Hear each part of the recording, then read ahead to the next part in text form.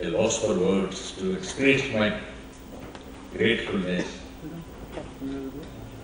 to NTR Big and Trust for holding me in such affection, and for you, the Assembly of Elites, you represent many areas of Telugu literature. I am most grateful to you. I can never repay the affection and love you have showered on me. Well, I must tell you, and you believe me, from the very time when my preliminary acquaintance with Telugu literature was made, till today, Manoj, who translated the Mahabharata into Telugu, till today, this literature has been a vibrant, living continuity, without any break, and imbibing almost great movements, literary movements of the world, absorbing them into itself. I was overwhelmed. Very few languages have so many words in the alphabet, and so many nuances of dhvani vichitra.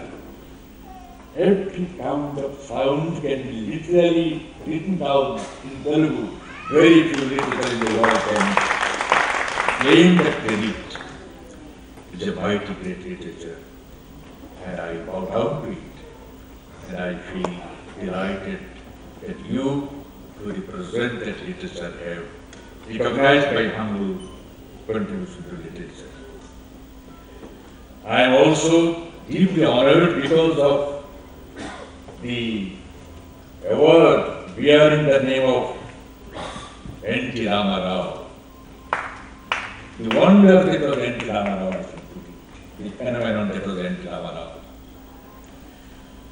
You know, some philosophers have said it beautifully, chance is the pseudonym of God, which he uses when he does not want to put down his signature. By chance I came to know him indirectly. Well, you know, there was a great, on the soil of Andhra Pradesh, many great talents have been born. One such visionary was B. Dagi Reddy. On the eve of India winning freedom before 1947, while the great leaders were preoccupied with many problems like division, communal division of the country, merger of the princely states, etc., etc.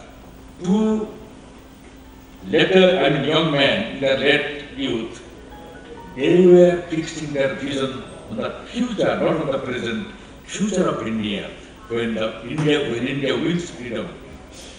What about the children of India who belong to different languages? Can they be made to think and dream alike at the same time? Although they belong to different languages, they conceived the idea that was Chandamama, a phenomenal success. They started with Telugu literature, Telugu language. It went to 15 different Indian languages, including Sanskrit. And I do not think there was a single magazine for children in the world which could be published in 15 languages at the same time, and commanding a circulation which was phenomenal again. It so happened in 1973, because the English edition of Chandamama was different from the language edition, because it had an international circulation. In 1973, the man was editing the English Chandamama, an Englishman. He retired and went back to London. And the English edition was facing a problem. And chance brought me to B. Nagi Reddy's Suputra, his son, Mr. B. Vishwanath Reddy. We became friends almost at once. And he was editor of the English Chandamama, all the editions of Chandamama. I became the editorial advisor for the English edition. And I remember in 73 or 74, he suggested to me, would you like to see a film? Because the story inspired to write a serial fiction for Chandamama. And especially screen in those days, we inaugurated the largest studio in Asia, Vijayawada studio. And the film was screened for me, Pahal Bhairavi, where I met the legendary NTR for the first time, and I was told that he launched his career as a great hero, unique hero with that particular film. He had started his career with the Magiri's Visual Productions with Sauka in the film, but this is a film which earned for him a status which nobody has supported. Just the other film, Maya Bazaar, established him as an unparalleled portrayal of character of Krishna, unsurpassed, and probably to remain unsurpassed, because I don't think anybody can identify himself with the character of Krishna after him any longer. He was a phenomenon by himself. And following that film, I wrote a new script called The Prince and the Wizard. It was realized in English, Chandamama. The circus went down again. So that is why I came to know about him. And I used to hear from Nagireti and his son, Vishwas Reddy. Nagireti's reminiscences have been compiled and they will be published very shortly, I believe within a couple of months. I have gone through it. Now he says about NTR, very affectionately speaks about him. And he says that what a command he had on literature and language. You see, nobody can surpass him in dialogues, though his dialogues are officially written by a dialogue writer. But when it comes to him, he completely refines it, remodels it, and he changes it, a change which becomes at once acceptable to the masses.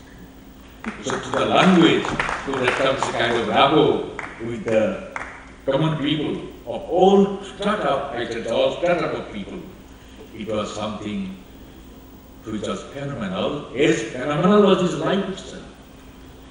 Nobody, I believe, could have combined as hard a career and the struggle he put into the political career of his life.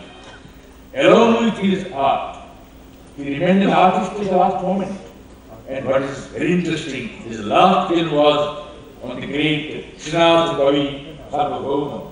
His love for the literature was such that is the last contribution to the film world he made. A film on the basis of one of the greatest writers, makers of Telugu literature. Now, to be associated with his name and receive the award that goes by his name, it certainly, I deem it as a divine presence. I am grateful to Madam. I am grateful, very much grateful to you, Srimati Lakshmi Parvati ji, and the jury which unanimously chose my name, and my interpreters like Murani Devi, Vijay Bhaskar Jets, and other friends for this honor which has been given to me. You see, I have received so many awards, not that awards are always the real stamp of a genius. It is not like that. Many people who don't deserve also get, many people who don't deserve that don't get. But this special award has another meaning for me also. You see, the collective Andhra consciousness has some speciality. I feel it. You see, I remember years ago in early 40s,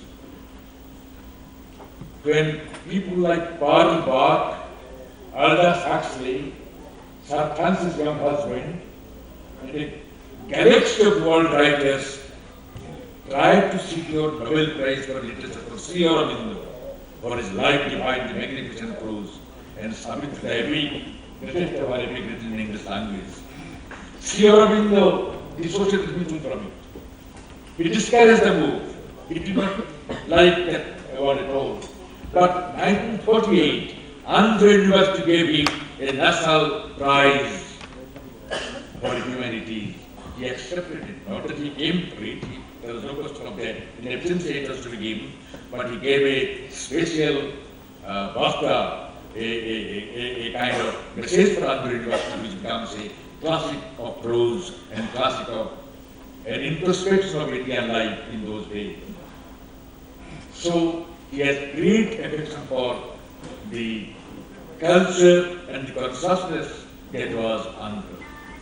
And so when an award comes from this Andhra literary circle for a writer of another language, I am not surprised because you have that catholicity, you have that broadness, you have that comprehensive capacity to see, look at the merits of others, not confined to your own geographical limitations. Dear friends, I should not go long.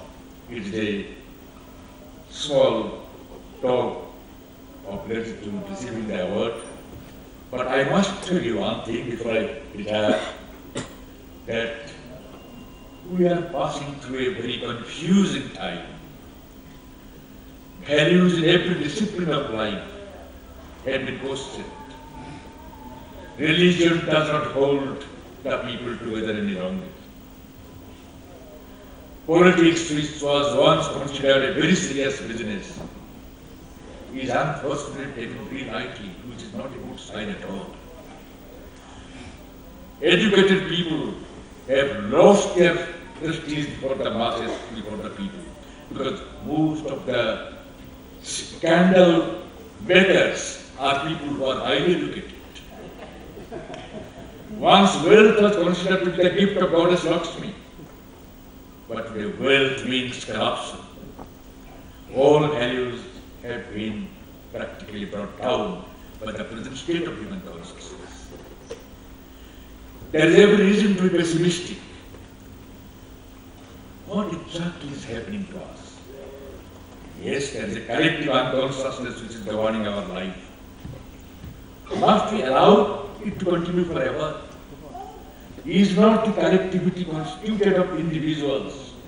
And can't individuals begin to become conscious of their contribution to the collective unconsciousness? And if they become conscious themselves individually, how can the mass remain unconscious? A small incident, it is a symbolic incident, so I can't take my capacity to narrate it here. Years ago, in a certain city of India, a great writer's sector was being observed. And some writers were invited, Dr. Murkat Anand, Vijay Tendulkar, Prabhakar Mathur, Secretary of Science Academy, and myself.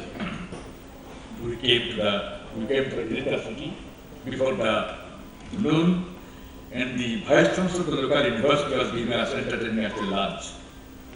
After the lunch, we are proceeding towards the university hall where the literary event is to take place. Mulkraj, Vijay Tendulkar and others are ahead of me. I was walking with the mayor of the city, who was the reception committee chairman. Now, as we are walking, we see a small child, about 11 years of age, is coming and hanging onto a bullock cart from behind. So Mr. Mayor shouts at him, "You boy, get up, you will wound yourself." And the boy gets up and runs away. I appreciated Mr. Mayor's order to the boy. We have gone just a little bit. We see the same boy hurling stones, pebbles, at a film poster tied to a pillar, a very, very ugly and obscene film poster. The boy was hurling pebbles to the Mayor was very agitated. Look at the little boy, how much of filth is in his mind. Such a small boy, a filth is. Well, I remember that was the year when UNESCO had declared it to be the International Year of the Child. Now they had released, many of you may remember, they had released a poster captioned "Child of Tomorrow." And what was the picture? A newborn baby has been clamped with an oxygen mask. Just to make us aware of the fact how pollution is destroying the future life. A child, it has to survive. He has to be clamped with the oxygen mask to just as soon as it comes out of mother's womb, safety of the mother's womb. It is an unsafe world. Now that picture has been produced and covered with a magazine. I am holding that magazine. I dangled that magazine in front of Mr. Mayor and I said, "Mr. Mayor, you say that a lot of filth is in the mind of that child, that young boy. Now look at this picture. Look at this little baby's face. Is he a culprit? Is he the person responsible for the situation which would require him to be clamped with an oxygen mask? Is it not you and I who have created this situation, which is unfortunate? used to be filled in that boy's mind. Who is the maker of the film? Who is the producer? I used to be very bad word, practically. I must confess, I used to want bloody. I said, who is the bloody producer? Who is the maker and distributor? Who is the person who selected this particular picture out of hundreds of sequences in the film? It is not filled in their mind, it's filled in the mind of this little boy. I have just said this, we reached the university hall. I sat down, a local professor was following us, he just knelt down to me and he said, Manoj, what a blunder you made. I said, what? Mr. Mayor is the producer of the picture. Now, you see the situation. Now, we all are critical of the whole situation. But when we criticize, we cleverly cut out our own individual role in the totality of the situation. And we criticize the rest. I believe time has come when we have to be very, very conscious of our own actions and our ideas and our thoughts. Otherwise, no future for humanity. We have got enough of, you see, in store destructive to destroy the humanity at any time. I remember once when Bertrand Russell was striving for saving the mankind from atomic menace. He made a list of 100 great thinkers of the world and asked them to sign a petition to UNO, United Nations, to ban somehow nuclear bomb experiments. A copy of the letter was sent to George Santayana, the great philosopher, but he did not reply.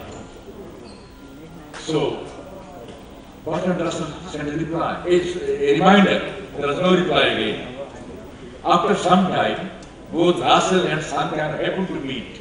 So Russell asked Santayana, did you receive my letter? Yes.